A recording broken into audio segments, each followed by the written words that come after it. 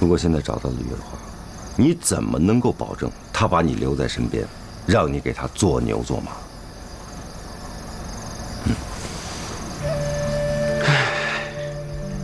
一成把握都没有。那你又何必呢？我蒋平不管了，我就这样，我认准了的理儿，我就要奋斗到底，哪怕有1%的可能，我也要做100倍的努力。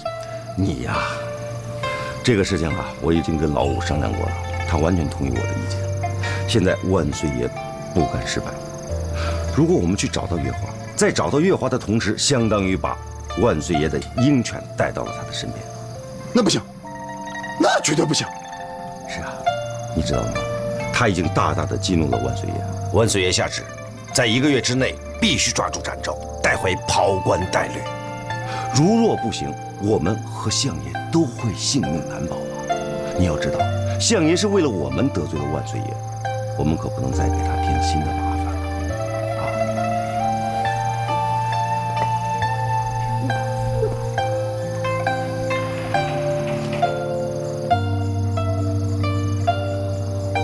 苍天呐！你待蒋平和月华何其不公啊！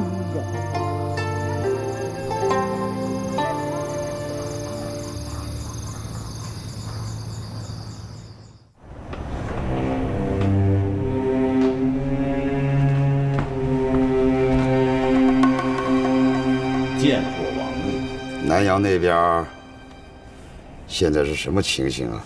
回王爷，比武大会之事，那东方明准备得十分用心，便邀江湖上有头有脸的武林高手前来助拳。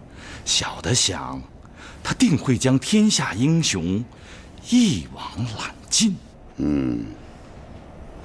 辛苦你了，歇息几日吧。王爷，小的还有一事回禀。讲。小的这次在南阳，遇到了江湖上赫赫有名的南侠展昭。展昭，本王略有所闻。此人本事如何啊？本事极高，远胜东方明。好啊，能称得上南方之侠。这个人物再差，我看也差不到哪儿去吧。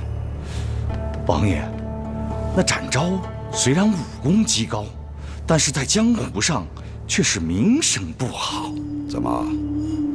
他是一条无情无义的白眼狼？恰恰相反，此人非常讲义气。那何为名声不好啊？此人好色。本王也好色。他因为好色，犯下了好几宗命案，遭到了官府的缉捕。曾经投靠过庞太师，庞玉出事之后，他便就重新流落江湖了。走投无路之人，会更加珍惜来之不易的希望。王爷英明，那展昭为了投靠王爷，向王爷表示忠心，为王爷准备了一份见面大礼。他返回东京汴梁，潜入皇宫，盗得皇帝的袍冠带履。什么？他盗用小皇帝的袍冠带履？他日王爷起事之时，这御用的袍冠带履可是有了不得的作用啊！胡闹，简直是胡闹！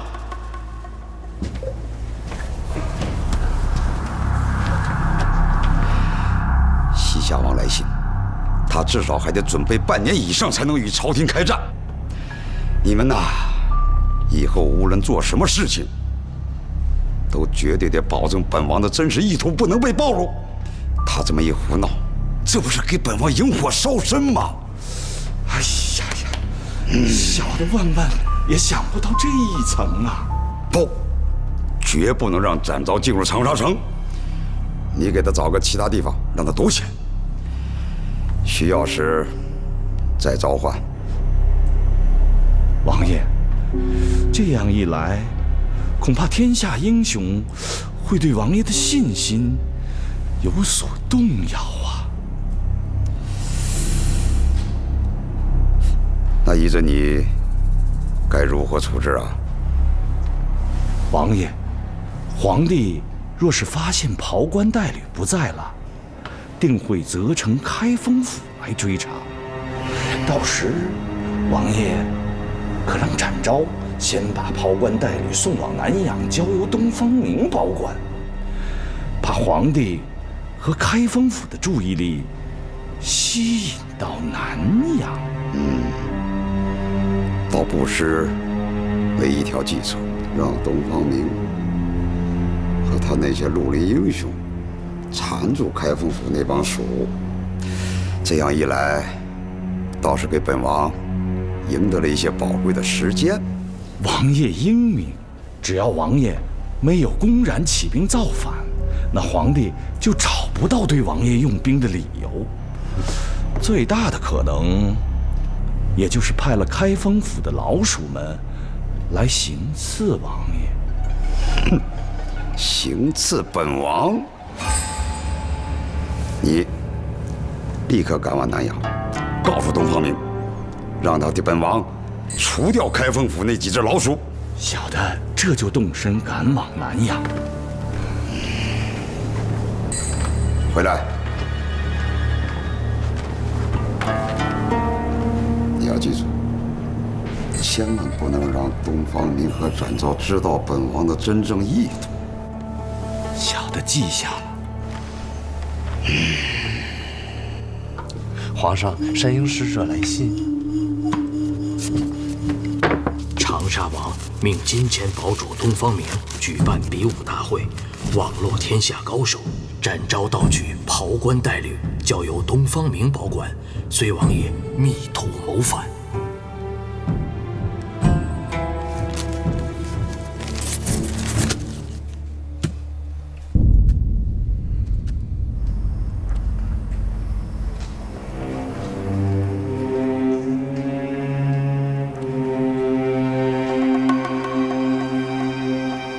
贤弟从王宫盗出这袍冠带履的第2天，王爷就得到了消息。这么快？这飞鸽传书当然快了。看来这京城里布满了王爷的眼线与耳目啊！给贤弟透露个秘密，这朝中的大臣有一半是心向王爷的。如此大好形势，王爷的大事不成也难呢。鉴于贤弟这次立了大功，王爷说了要封你为凉州节度使啊。谢主隆恩。但是你这个节度使啊是王爷封的，所以眼下不能公开啊。这小弟明白。现在这王爷手里啊缺的就是人，所以王爷命你隐姓埋名，潜伏江湖，联络江湖上的仁人志士来共聚大业。王爷说了，你现在这个节度使啊是最起码的官职，如若到时联络的英雄众多，你这官职啊会根据人数的多寡重新变动的。小弟当会尽心全力，以报王爷的知遇之恩。贤弟，这袍冠带履就先放在愚兄这里，改日愚兄定当带贤弟亲自送往长沙，献给王爷。多谢东方仁兄。现在这吴蜀已公然投靠朝廷，成为绿林公敌，所以贤弟当利用所有手段，在江湖上传扬此事，以便聚集众多的仁人志士来剪除我们共同的敌人。小弟谨遵兄命。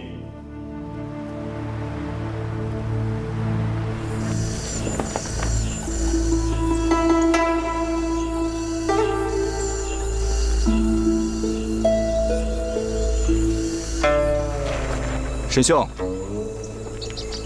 五爷来得真快，收到你的消息，我怎敢懈怠呢？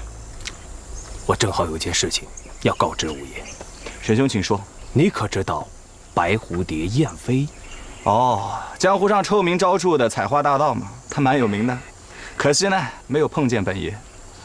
上次杀了季赛花父母的人，不是展昭，而是冒充展昭的燕飞。此话当真？怪不得二嫂也在怀疑，为什么展昭的袖剑上会抹有他们季家的独门毒药。还有上一次在云翠观，他跟四哥一起跟展昭交手，好像也不是上次的那一个。其实真正的展昭，潜伏在庞府，暗中保护庞吉。这次潜入皇宫的，便是展昭。但是在这三花镇，奸淫妇女以及阿风堡杀害季赛花姑娘父母的人，是燕飞。那我就想不明白了，展昭既然在太师府里，那燕飞为什么要冒充展昭去桑花镇？这展昭原本是开封府的人，庞吉对展昭极为不放心，便派燕飞假冒展昭，其目的是要败坏展昭的名声，但最主要的目的就是让燕飞扮演的假展昭杀了韩昭，让四叔兄弟找展昭寻仇，逼得展昭投靠太师府，绝无退路。那展昭现在在哪里？这展昭进宫盗取了袍冠带履，作为见面礼，去投奔长沙王了。那贼子燕飞呢？我从太师府人的口中得知，那燕飞，本官现已查明，在江湖上臭名昭著的白蝴蝶燕飞，早在数年前就已经更名为尉迟良，在涂州的陆安山枇杷峪置下了田产庄院。1年之前，太师府花重金雇佣他冒充展昭，他先是在桑花镇做下了大案，奸杀妇女，后又杀害了季老英雄一家。庞吉觉得他行藏暴露，这才打发他回到了枇杷峪。相爷，小人愿前往涂州枇杷峪，捉拿燕飞，为朝廷除掉这个贼子。相爷，小人也愿意前往，我要一同协助五弟。一个人去就可以了。他很厉害的，五弟。相爷，我愿陪五弟一同前往。老师，我也跟着去。好，你们都去，我不去了。不是老五，你，相爷，我家二哥夫妇跟那燕飞尤其有大仇，是杀父之仇。他若是知道此事，定会不惜一切代价赶过去报仇的。这燕飞可不是一般的贼人，你们要格外的小心，否则会闹得打虎不成反被虎伤。因此，本官觉得，目前韩二爷还是不去的为好。五弟，听见没有？那燕飞阴险狡诈之极，咱们和这种人斗，不光要斗武，还要斗智。燕飞虽然厉害，但也不是一只不可战胜的大老虎。相爷，小人愿立军令状，不生擒燕飞的话，一切任凭相爷处置。即便如此，也不可一人前往。白护卫，在，命你拿着缉捕文牒前往涂州，请知府总兵派员配合，捉拿燕飞归案，不得有误。遵命。江护卫，属下在。命你协助白护卫捉拿燕飞。遵命。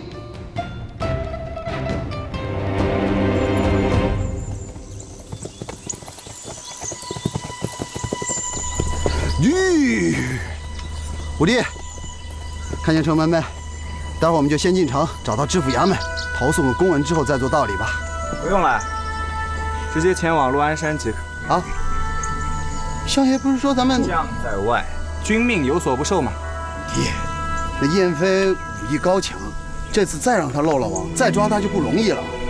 四哥啊，你不要老是长他人志气，灭自己威风啊！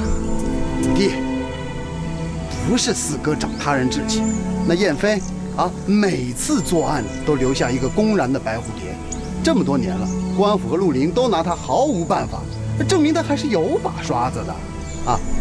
你要是那么害怕的话，你留在涂州好了，我一个人去。这不是输赢的问题，那不明白呢？咱们是要把他捉拿归案，不，要不跟他打个输赢。这个燕飞他打不赢你，他还可以跑啊！他那个轻功，你四哥我可是亲眼见过的。我们现在的身份已经很尴尬，如果我们再叫差役去抓人的话，你想想那些江湖人物会怎么想我们？我们就会变成以前我们最讨厌的那种官府差狗啊！说的也有道理。那你的意思是？我全部都想好了，我们先捉拿燕飞，然后呢再找到展昭，追回袍冠带履，然后呢我们就直接交完差，离开开封府，做回我们以前行侠仗义的江湖生活。其实四哥我也不愿意做那个官府差狗，烦死了。行，反正相爷临走的时候说过，这次行动以你为主，我听你的。那我们就先去陆安山打听到燕飞的下落，如果他在家，我们直接就进庄拿人。行了，跟老五还是那个急脾气，什么呀？你陆安山知道在哪儿吗？那什么庄园知道在哪儿吗？燕飞躲哪儿你知道在哪儿吗？咱们桩件样样都不知道在哪儿，你就拿人，依我看呐，咱还是从长计议啊。你这样，我们呢，先找个地方歇歇脚，明儿我出去化妆打探一下，我把情况摸得个8、9不离10之后，咱们再有的放矢，好吧？进城就不必了吧？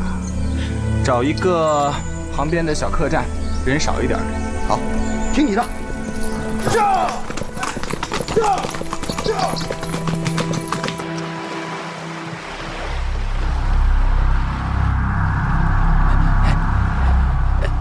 员外，打听到什么消息了？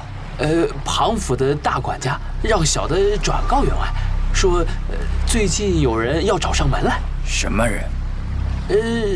说是开封府的5个老鼠。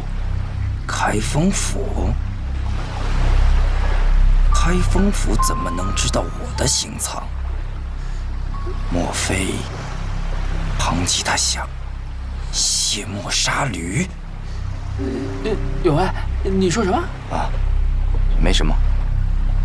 你去后厅，把长寿叫过来，我有事情吩咐他。是。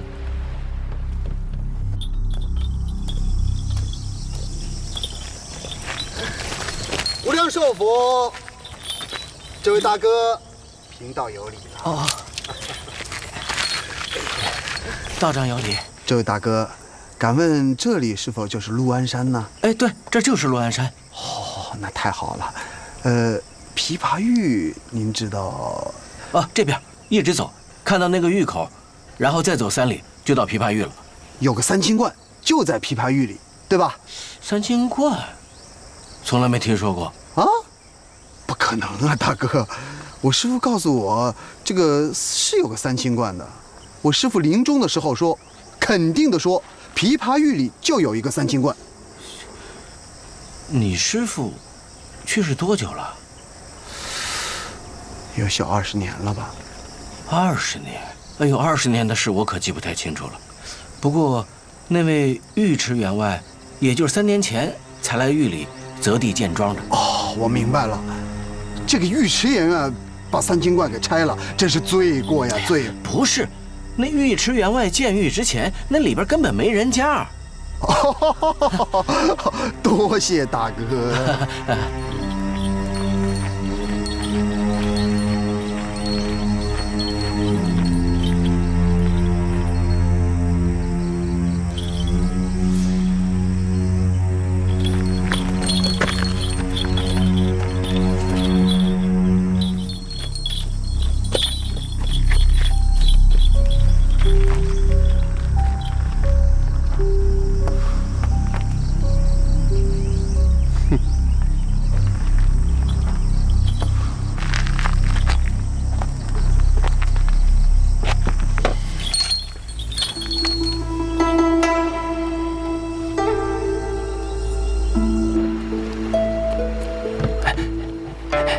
员外，打听到什么消息了？常喜来报，有一位云游道士进峪来了。道士？对，30多岁，个子不高。给我盯紧他。是。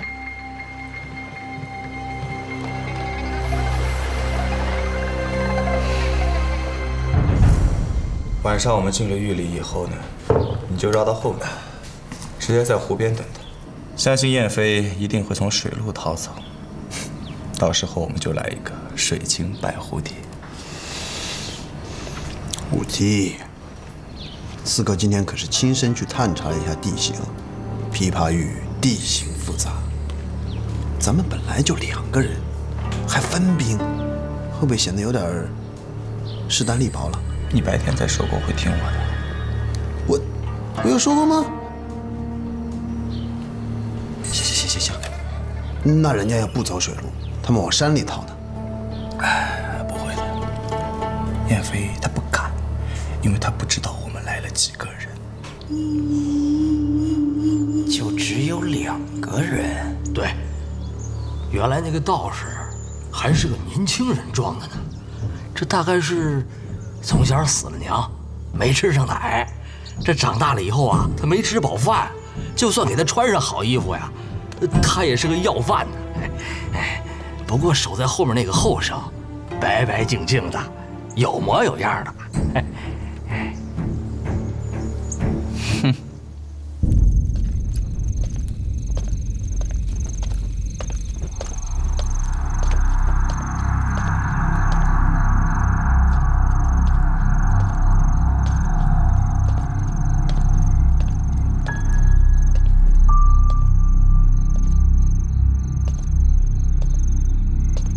尉迟员外可在啊？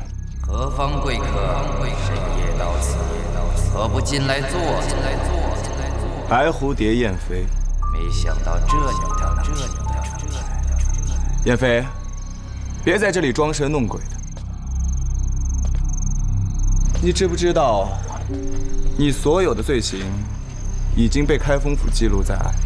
庞玉现在已经伏法，庞吉把一切都给招供，而我今天就是受包大人之命，特地来追拿你回开封府。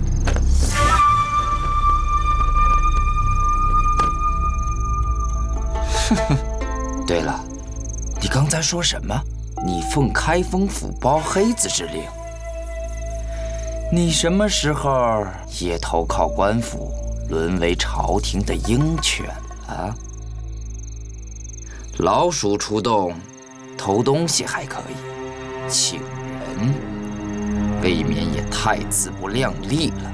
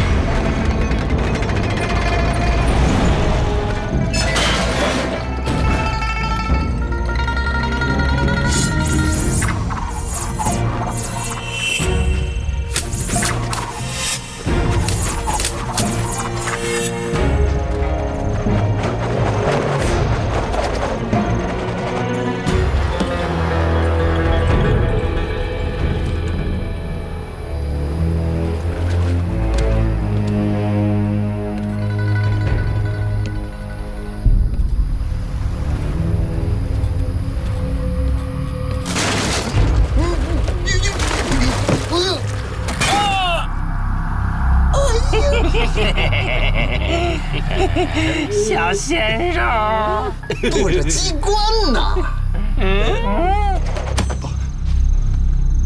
强弩之末，垂死挣扎。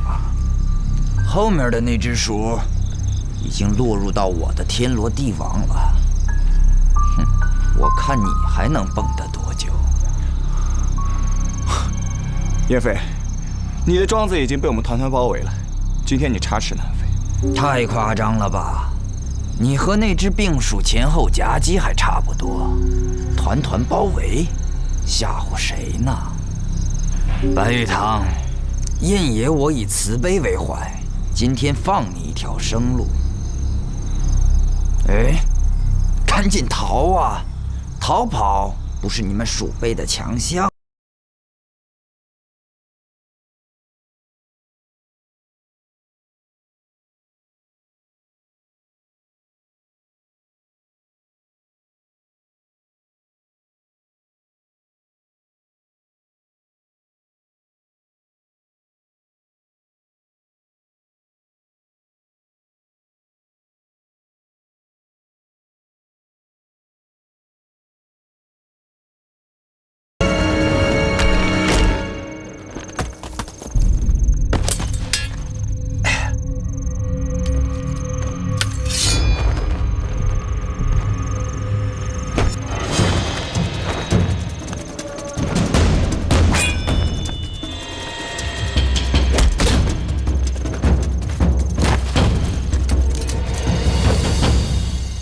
是何人？在下展昭，就是你这个淫贼冒用我的名字，在三花镇一带奸淫作恶，还杀害了你的师父师母。今天我就要带你去见官，还我的清白。这事绝不能怪我，都是庞太师的主意。庞太师？对，展昭，你既然投到了庞太师的门下，就不应该来趟这趟浑水。虽然你投到了庞太师的麾下，但他一直担心这件事情是你跟包黑子的苦肉计，所以派我去三花镇做坏事，坏你的名声。这样一来，你只能在庞太师的庇护下过完你的一生，失去了你的作用。好啊，那我就更有捉你的理由了。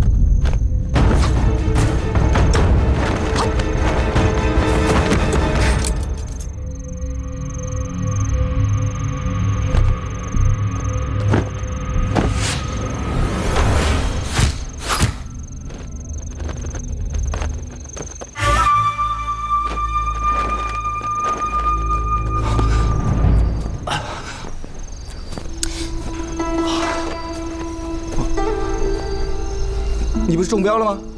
怎么没事啊？我怎么会中标？上一次我接受教训，所以这一次早有防备。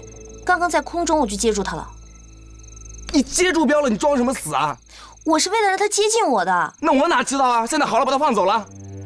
你也不想一想，我怎么会被那个家伙轻易打中呢？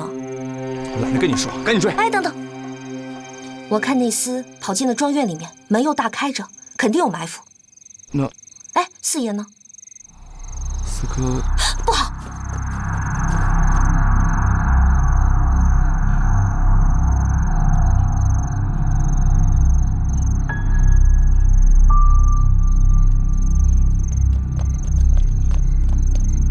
四哥，五弟，站住！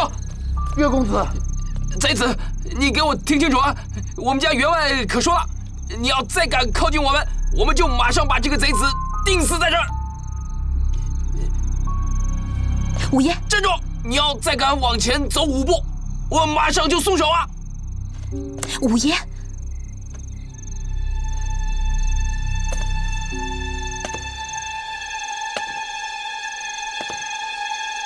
站住！我告诉你啊，你5步已经走完了，你要再敢往前1步，我们就真松手了。我们可是说到做到啊！我们还会武功，不听招呼就别怪我们手下无情。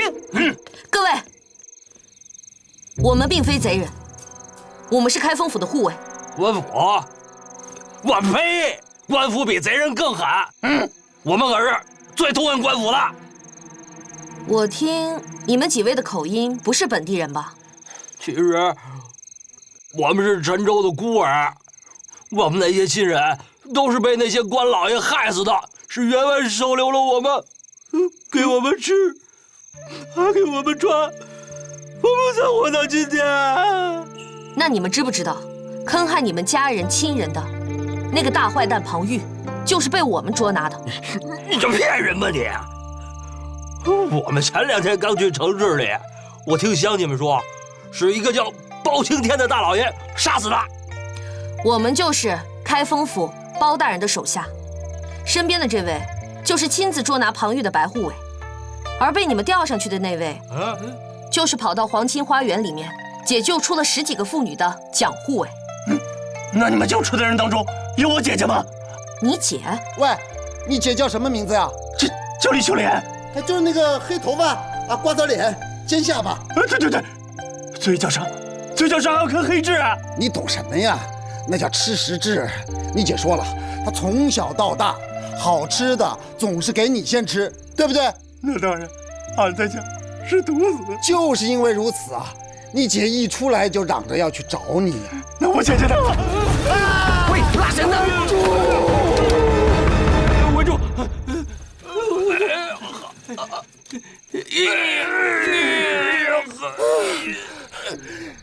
我他妈才几斤几两啊！你们几个人能不能手抓准一点啊？对不住，抓紧点啊！对不住，不好意思啊！啊，我跟你说，我听说你姐出去找一个亲戚去了，是什么舅舅啊，还是什么表姨爹什么的啊？表叔？对，表叔就是表叔。你姐现在就住到你表叔家去了。姐，你别哭了，他胡说八道的你也信啊？那他说的全都对上了。你这个笨蛋呐！他们可是来抓员外的，他们都是坏人。坏人？你也太天真了吧！我看这是误会。你们员外以为我们是来抓他的，所以就逃了出去。我们其实就是来找他核实个事情。是什么事情？当初庞玉在陈州收集了很多人的地契，听说这个地契是在一个盒子里面，可是我们搜遍了整个皇亲花园都没有这个盒子，所以想问问你们员外，他有没有见过这个盒子？我们家地契也被抢了，所以啊，我们更要找到这个地契还给大家，是不是？就是。有人跟我们说他到过陈州，还到过皇亲花园，所以我们就想问问他有没有见过这个盒子，在不在他那儿。如果在他那儿的话，就请归还给我们。这个盒子对他来说不算什么，可对陈州的百姓来说，这就是他们的命根子。你们为啥不早说？哎呀，你别激动，你就相信他们说的。这件事情要找证据来证明，你知道吗？要不这样，你们派一个人把你们员外请过来。如果盒子没有在他那儿的话，我们立刻就走，永不再打扰。常福，你去吧。长龙，你去。你去。好。哎，你们不管我了，抓稳一点啊！你没看出来，这个就是燕飞的缓兵之计。他人早已逃到山梁，追拿他是不可能了，所以我们只能先救人。员外，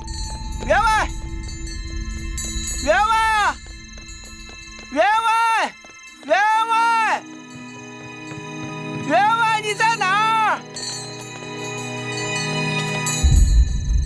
不好了，员外不见了！啊，常福、常喜，员外不见了！员外去哪儿了？不知道。常福，这怎么办呢？这，我咋知道啊？哎，你们别着急，我想你们员外一定是误会了，他怕我们把他抓起来，所以找地方躲起来了。员外走得急，咋不跟咱打个招呼啊？哎，这样，我想到一个办法，你们先把我们的人放下来，我们立马就走，等你们员外回来之后，再到城里找我们。那你要是撒谎骗我们不就是上了你的当了吗？那你们说怎么办？你们倒是想个办法。常福，咋办？我就在这等着，要等到什么时候啊？是1天2天还是3天4天啊？我这么跟你们讲吧，如果我今天这个兄弟死的话，我马上把你们几个全部拉到开封府，龙头铡、虎头铡，就是啪，血浆啊就冒出来了。就是啊，到时候不光你见不到你姐姐，你也收不回你们家的地契，你们家的地啊就会变成无主荒土，到时候就会被官府收走。常福，要不咱把他放了吧？啊？那万一他们要是说谎咋办啊？常福，我想我姐。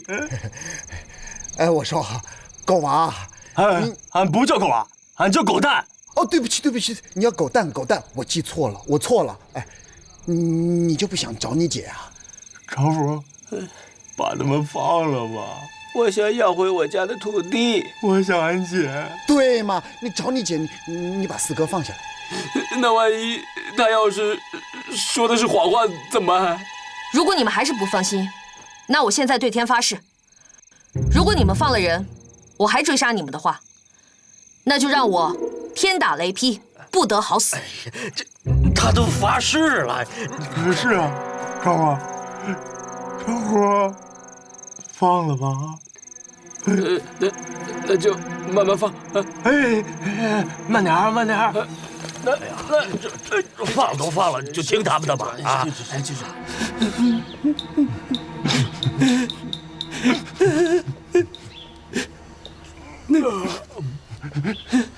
那千刀万剐的庞舅，把我一家害得好惨啊！行了，一会儿我们修书一封，你们到陈州的钦差衙门找文彦博大人，他会为你们解决的。哎，我说，几位，你们能不能坐下来说话？坐下来说话哈。坐下。还是站着吧，习惯了。啊，行，随便你们，随便你们。哎，拜托你们能不能先找到你们的员外，问问那个匣子的事儿啊？啊，咱家员外经常外出，有时候3、5个月都不回来。不，那他经常去哪儿呢？他结交什么朋友？你总知道吧？这个我也不太清楚，我只知道离这里最近的20里外的柳家营，有个叫柳旺的柳员外，跟咱家员外是朋友。柳旺，我跟燕飞交过手，知道他武功高强。听说你们只有2个人来，所以我就暗中跟踪。如果你们能捉拿燕飞，倒也罢了；如果捉拿不了，我也可以帮衬一把。昨天晚上五爷赶了那么远的路，而燕飞却是以逸待劳，所以你们打了个平手。要不然啊，玉姑娘，那个，刚刚我说哪儿了？你要我们怎么办4爷还有5爷到客栈等我吧。等你？你要去哪？去柳家营探明情况。太危险了，我陪你一起去。不行，你脚受伤了，谁照顾你啊？没事儿，那都是皮外伤。四哥我筋骨好着呢。告诉你一个秘密，四哥我就是皮多肉少，一点伤1、2天就好了。这种事情人多了反而不好。岳飞武功高强，人家还有毒镖，很难对付他。所以，我并不是去找他打斗的，而是打探消息。到最后，还是要依靠各位好汉，方有胜算。好，那祝岳姑娘一路小心。五爷也小心。叫，小心点啊！叫，虎弟看见没？这就是巾帼英雄的做派。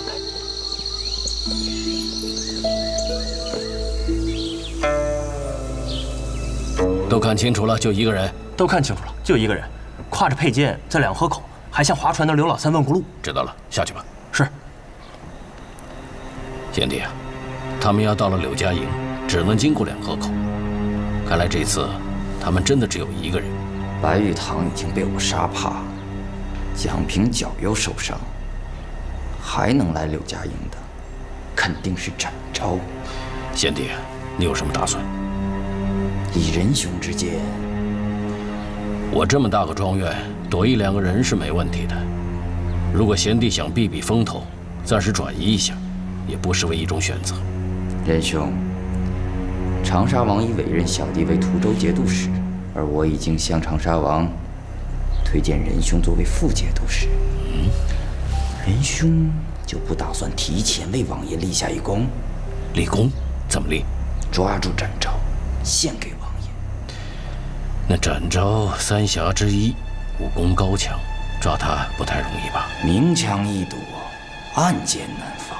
展昭虽然凶猛，但只要我们筹划得当，还是有可能抓住他的。啊，如果不耽搁，恐怕也快到了吧？仁兄，展昭断然不会在白天来询问，肯定是夜里探庄。